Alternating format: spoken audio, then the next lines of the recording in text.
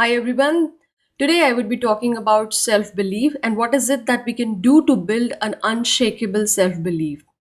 Going ahead, I would discuss about where does it go? I would talk about why is it that we lose our self-belief and the impact that it has in our career, in our life. So let's begin. The first part is what is it that we should do in order to build self-belief? I'm bringing this up at the forefront so that you right away know the strategies that you need to apply in order to build the self belief, right?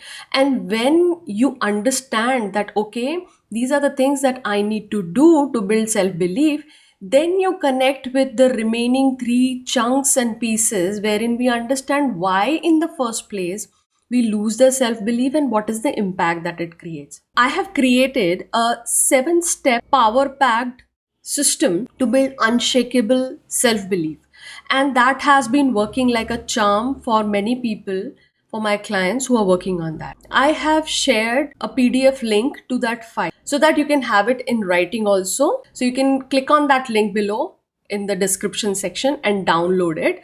And let's understand what these 7 steps are. The first one is clarity. The second one is inner game. The third is converting goals into habits. The fourth is having empowering stories for yourself. Fifth one is showing up. The sixth one is shunning the pedestal, and the seventh one is playing on your own side. Go out there and check out that PDF document, which has a lot of these things detailed out for you to take steps on them in a step by step manner. I will focus on actually sensitizing and making you understand that what is it that is happening when the self belief is going. The first question is, have you ever wondered that when the self belief is not there, where is it going? Who's taking it away? Where is it that we are losing it? When we are not believing, we are losing it to assumptions. What are we believing instead? We are believing, first assumptive thought, that I can't do it. Second assumptive thought, I don't trust myself to succeed. Third assumptive thought, that I don't have the X factors or I don't have the skills that will take me forward. All of these assumptions are taking away our self belief. But why is it that it happens?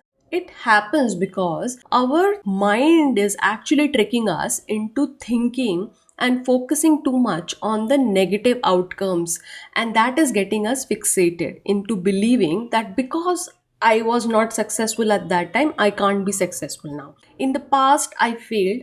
I am bound to fail in future. All of these negative cycles of thinking are making us fall for this trap of compulsive failure. But that's not true. It's all assumptions, remember? The second is that we are personalizing our failures. We are believing that every time that we have failed, it is because of us. It is because we are not enough. We forget that there are so many other contributors to success. There are contributions of skills, which can be learned. There are contributions from strategies and planning, which can be learned. So we are forgetting all of these things. We are forgetting that there are actions and there are habits that can be cultivated. So all of these are possibilities, but the moment we personalize it and we believe that nothing of it that we are creating so far can transform, and we constantly doubt ourselves, and what also happens is that if at all we sometimes succeed, then we call it fluke. That's also a very subtle art that we've developed while developing this habit of losing our self belief. Another important reason that we lose our self belief is that we are constantly looking out for validations and admirations, which is not a very practical form of expectation, because others' intentions might be fairly different. They might not even see what you are doing. If other people are focusing just on results, it doesn't say that you should also start following those external result validations. You can rely on your effort and then think of it that how is it that I can elevate those efforts and improve my performance in the subsequent attempts. But we don't do that. What we do instead is we rely entirely on external validation. If one person shuns it, then it's like a complete shutdown for us. Another thing is that we make ineffective comparisons. We compare things based on the little that we know of the other person. We have seen a successful person, we'll start comparing our struggling phase to the success phase of that person, and that is very disproportionate. We are ignoring the facts. The fact is that there has been a journey behind that success, and that journey has been full of so many failures, so many attempts wherein this person constantly kept trying.